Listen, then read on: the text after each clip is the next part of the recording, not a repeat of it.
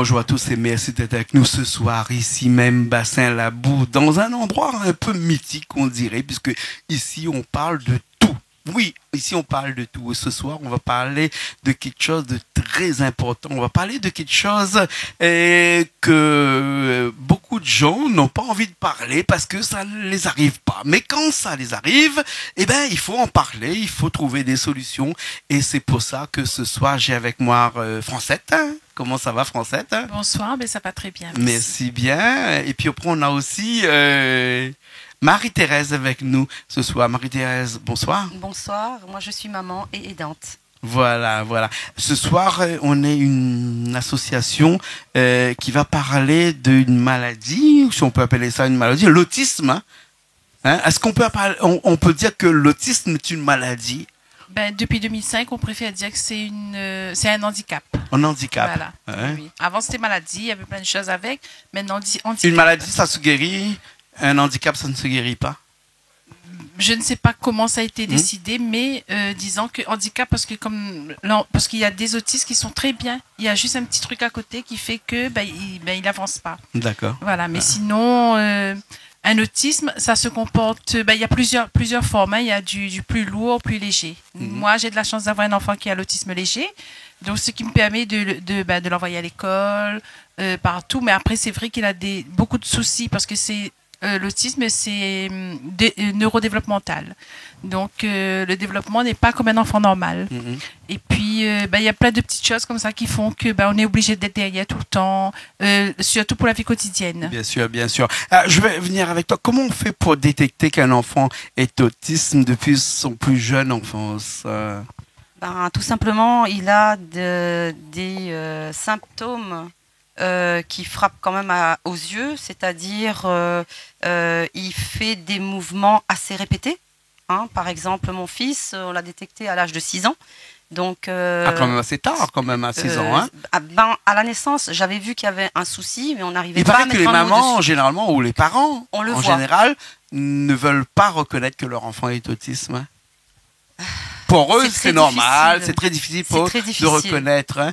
Et votre enfant, vous l'avez reconnu depuis à 6 ans. À 6 ans, à 6 ans, à Marseille, c'est là à Toulouse, pardon, c'est là qu'on a pu mettre un nom sur la pathologie de mon enfant. Excuse-moi, mais avant les 6 ans, ton enfant, hein, l'enfant, était pour toi normal ou bien sinon il avait des handicaps, mais on n'arrivait pas à mettre un nom? Voilà, ou bien tout à fait. Oui. Il avait des retards, il ne parlait pas, il mettait encore des couches, il faisait des va-et-vient avec le mur, à regarder que le mur, à déchirer des petits morceaux de papier. Donc, il y avait quand même des choses qui faisaient qu'on se posait quand même la question.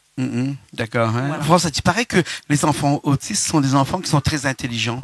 Hein, qui ont une mémoire impressionnante. Oui. Hein, et toi aussi, tu as remarqué ça depuis que ton enfant était plus jeune? Parce que l'autisme, c'est vaste. Il y a tellement de comportements, tellement de différenciation entre un autiste et un autre, avec un même nom. Hein, autisme ceci, autisme cela. Je sais pas. Il y a, comment dire ça? Il y a beaucoup de sortes d'autisme. L'Asperger, il y a tout ça, tout ça.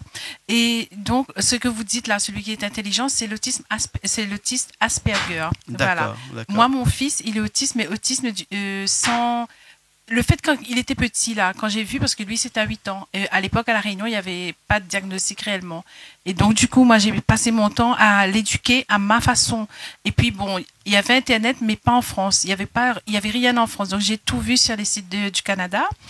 Et du coup, tout ce qu'on me disait là-bas, là, donc je faisais avec mon enfant. Donc, je l'ai tellement éduqué que quand il y a 8 ans et demi, on l'a diagnostiqué, on m'a dit, il n'y a pas de nom pour mettre dessus. On sait qu'il est autiste, mais donc on dit sans étiquette.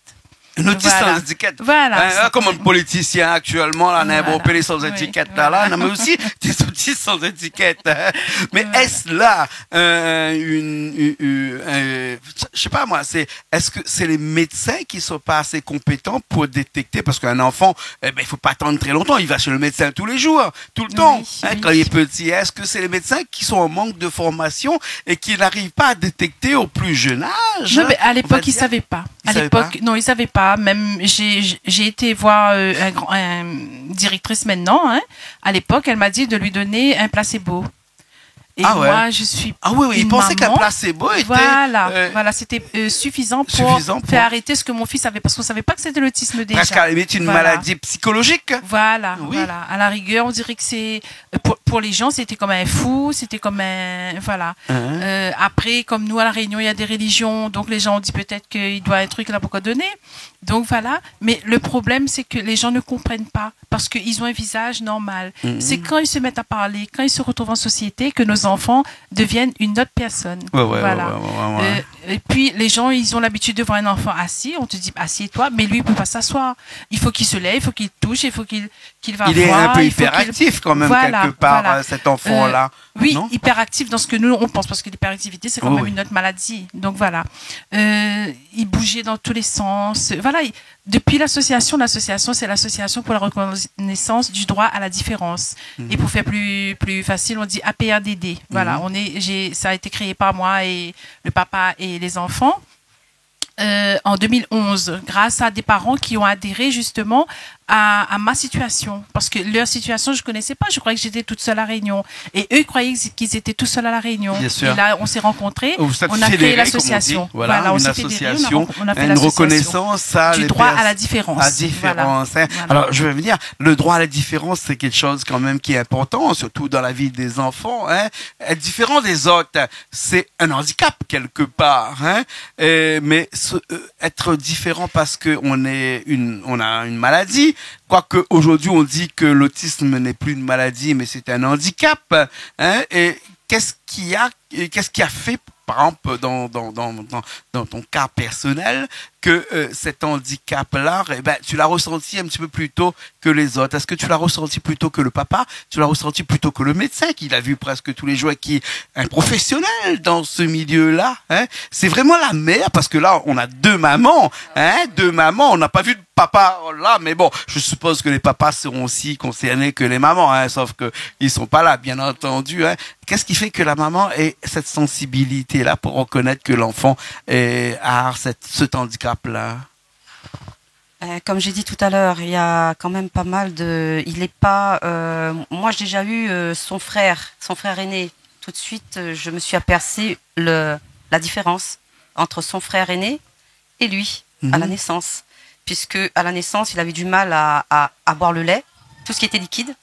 Donc, il fallait vraiment tout ce qui était solide. Déjà, ça m'a déjà frappé aux yeux. Déjà, je me posais quand même pas mal de questions à la naissance. Et puis, il était super tonique, très tonique.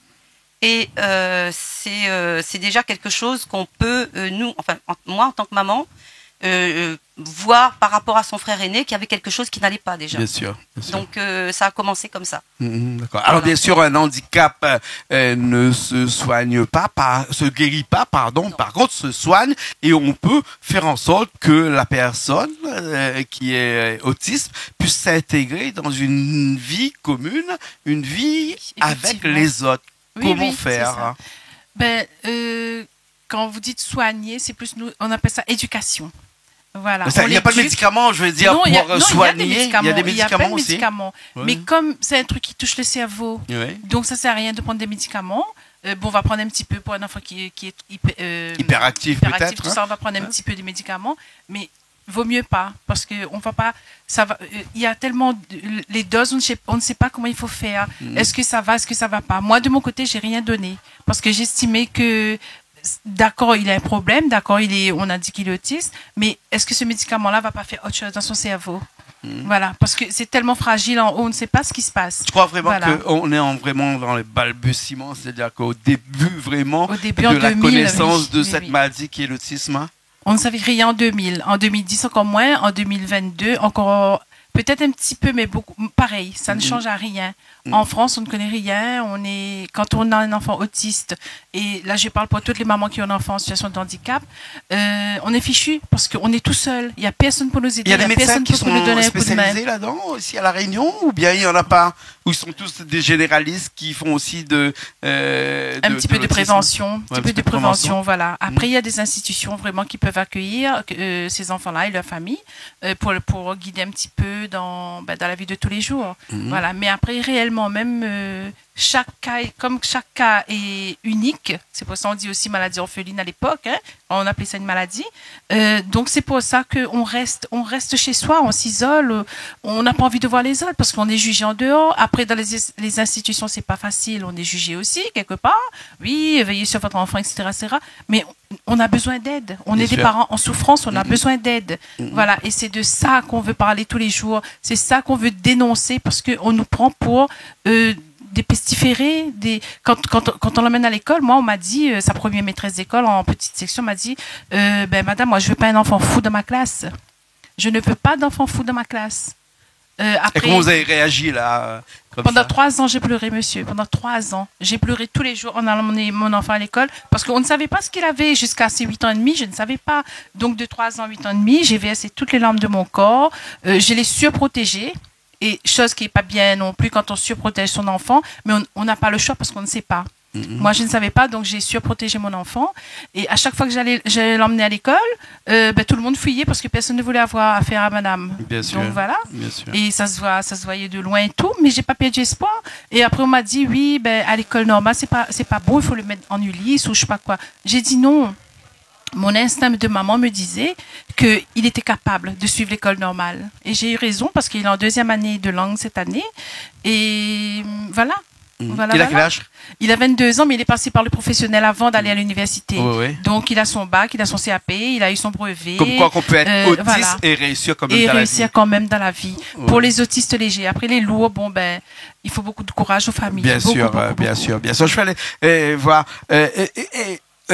qu'est-ce qu'on peut dire à toutes ces personnes qui nous regardent ce soir, qui se dit que on ne choisit pas les enfants, hein, parce qu'on ne peut pas dire que demain j'ai pas envie d'un enfant autiste, hein, et ça arrive comme ça, hein, comme une coup de massue, puis après il faut vivre avec. Hein, il faut faire avec. Soit on décide d'être un parent aimant et un parent qui accompagne son enfant qui a un handicap, ou sinon on le laisse et puis après à des institutions qui vont s'en occuper, mais généralement dans 90% c'est les parents qui s'en occupent, hein. Ça n'arrive pas comme ça, c'est pas au bon vouloir des parents, ça peut arriver sur n'importe qui, hein, ça peut arriver sur n'importe qui. C'est pour ça qu'il faut dire à toutes les personnes qui nous regardent que c'est pas vraiment à vous que c'est arrivé, ça peut arriver à tout le monde, hein, et dans ce cas-là il faut pas juger ces gens-là, ces personnes qui ont cet handicap-là, hein, parce que demain, nos enfants aussi peuvent avoir cette maladie-là, enfin, si on peut appeler ça une maladie, hein, et ensuite vivre avec. Est-ce que vraiment, mais je pense que oui, ça a changé vraiment de façon radicale votre façon de vivre. Ah c'est sûr, parce que en tant que maman, en tant qu'aidante, je n'ai pas pu avoir un CDI, par exemple. Je n'ai pas pu travailler parce qu'il fallait que je sois auprès de mon fils. Donc, c'est quand on a un enfant autiste, déjà, quand on apprend que son enfant ne guérira jamais, déjà, en tant que maman, il faut vivre avec. Et il faut beaucoup de soutien, beaucoup de courage. La famille est importante dans ce cas-là. Pardon? La famille est importante. La famille, moi j'étais en métropole, malheureusement j'ai toute ma famille qui était ici à l'île de la Réunion, ça fait pas très longtemps que je suis là, pour un soutien justement. Mais c'est vrai qu'en métropole je n'avais personne, donc je me retrouvais quasiment seule avec mon enfant autiste. Oui.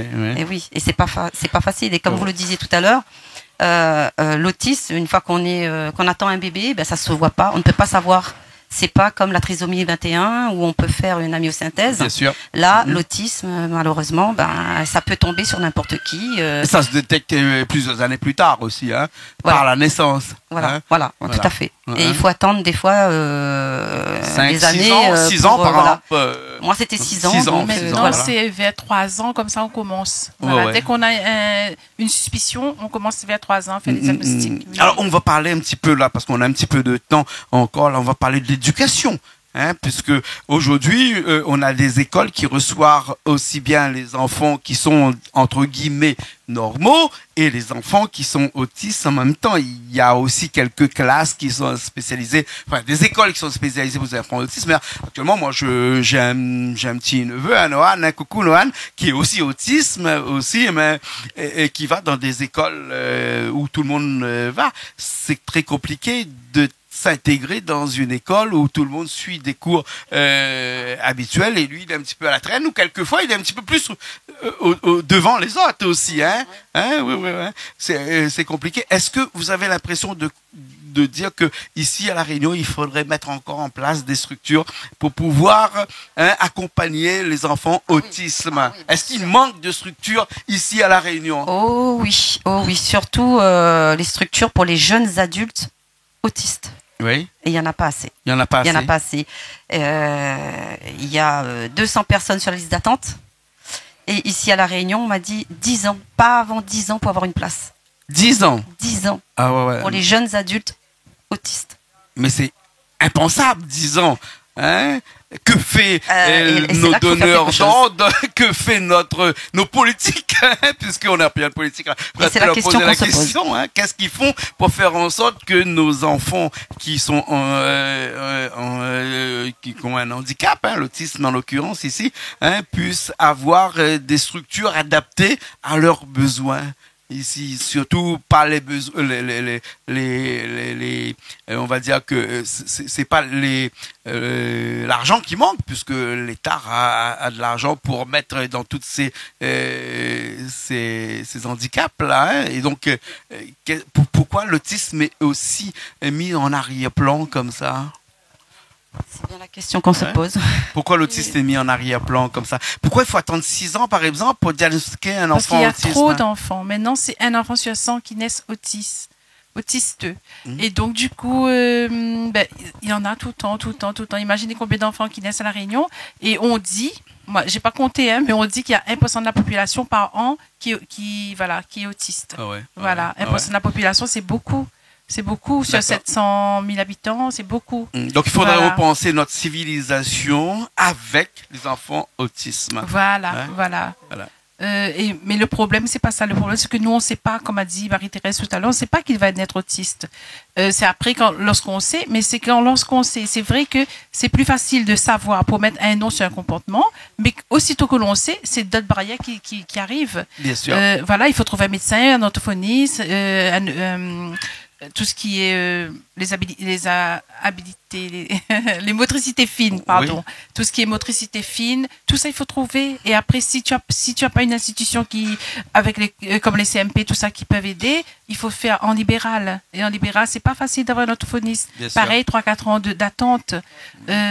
En manque de personnel à La Réunion, en manque d'institutions qui peuvent accueillir les familles, parce que comme Marie-Thérèse, pareil, je reviens dessus, elle a dit l'enfant ne guérira jamais. Non, jamais. L'enfant naît autiste, il meurt autiste. Après, c'est l'éducation des parents, l'éducation qu'il a eue avec les institutions qui va l'aider, qui va adoucir un petit peu sa vie pour l'amener jusqu'au bout. Bien sûr. On parle des enfants autistes, mais on parle aussi de la famille qui quelque part subit l'enfant qui est autiste, où la vie bascule. Par exemple, Marie-Thérèse, toi, t'as pas pu travailler, t'as pas pu faire ce que tu voulais dans ta vie, même si t'as fait des études avant, tu dis que tu peux plus rien faire. Il y a aussi rien qui peuvent accompagner les enfants, les parents des enfants autistes ici à La Réunion et en France normalement. Ce qu'on voudrait là actuellement, tu me diras, tu m'arrêteras. Oui. Ce qu'on voudrait là actuellement, c'est ce qui va bouger, j'espère, c'est de pouvoir avoir un œil sur les parents et les aidants. C'est parce qu'on est parents et aidants. Donc là, je vois qu'on commence tout juste à faire quelque chose pour les aidants. Et ça commence à réconforter un petit peu. Une compétence du département, bien sûr, les aidants. Hein? Les aidants. Voilà. Donc, je pense qu'il y a le département qui nous écoute. Hein? Monsieur Cyril Melchior, hein? Qu'on connaît bien et qui nous connaît bien ici. Il y a un gros chantier à faire aujourd'hui. Hein? Monsieur Cyril Melchior au département avec toutes ses parents d'enfants autistes qui ont des métiers et qui ne peuvent aujourd'hui se permettre d'exercer ce métier de par la complexité, on va dire, de cet enfant et puis l'engagement qu'ils ont pris vis-à-vis d'un enfant, parce que quand on a fait un enfant, on l'a fait pour la vie, hein, et on peut rien faire d'autre. On met généralement son travail, son métier, toutes ses idées à côté. Et là, peut-être que le département qui est de sa compétence peuvent aujourd'hui, de par ce petit message que l'on passe pouvoir, oui, monsieur Cyril Melchior, et puis après toutes ces gens qui ont des compétences au département là-bas. Je sais que monsieur Cyril Melchior nous écoute et nous entend bien parce que c'est quelqu'un de bien. Moi, je le connais très bien. C'est quelqu'un de bien, et il va faire sûrement quelque chose pour nous. En tout cas, merci beaucoup. Voilà. Merci. Mais je peux dire un petit mot sur les frères et sœurs. Les frères et sœurs sont en souffrance. Bien sûr. Et c'est eux qui aident justement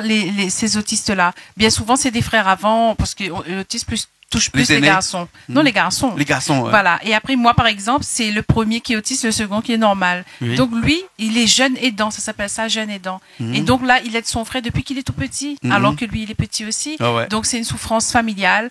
Prenez-en en compte parce qu'il faudra quand même avancer.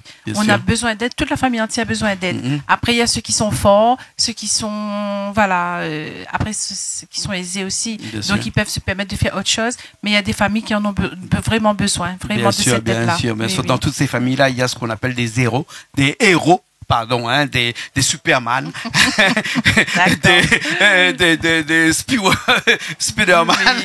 toutes ces personnes, ces frères et ces sœurs qui se battent aussi pour leurs frères, grands frères, généralement, c'est ça.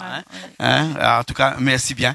Merci à vous. Merci beaucoup. Merci beaucoup de nous avoir accueillis. On espère que notre message sera entendu, et qu'on pourra bientôt trouver une issue à cette pas maladie, mais en tout cas à cet handicap. Et que dans les écoles, pour les enfants qui sont scolarisés dans les écoles normales, il y a des AESH. Moi aussi, je suis AESH. Et notre travail est très, très, très mal vu, très, très, très mise de côté, etc. On compte même pas nous. Quand il y a une réunion, par exemple, nous, on n'est pas invités. Après, il y a certaines directrices ou directeurs qui sont gentils. Bon, après, ça, c'est autre chose. C'est l'humanité qui est en eux. Mais on est mis vraiment de côté en tant qu'AESH. Et donc, je pousse aussi un cri d'alarme pour notre travail qui est mal reconnu et par l'État et par les grands patrons. D'accord. Voilà. D'accord. Merci beaucoup. En tout cas, on pense que ton message va être entendu et on espère que les gens qui nous regardent vont prendre en considération tout ça, toutes ces doléances qu'on a pu ce soir développer ici sur Canal Austral. Merci beaucoup. Merci. Merci bien. Merci à vous. Au revoir. Nous, on se retrouve la semaine prochaine dans de nouvelles émissions Zigzag, émissions culturelles, émissions où on parle de toutes les problématiques de la Réunion sur Canal Austral, bien entendu. Allez, à la semaine prochaine.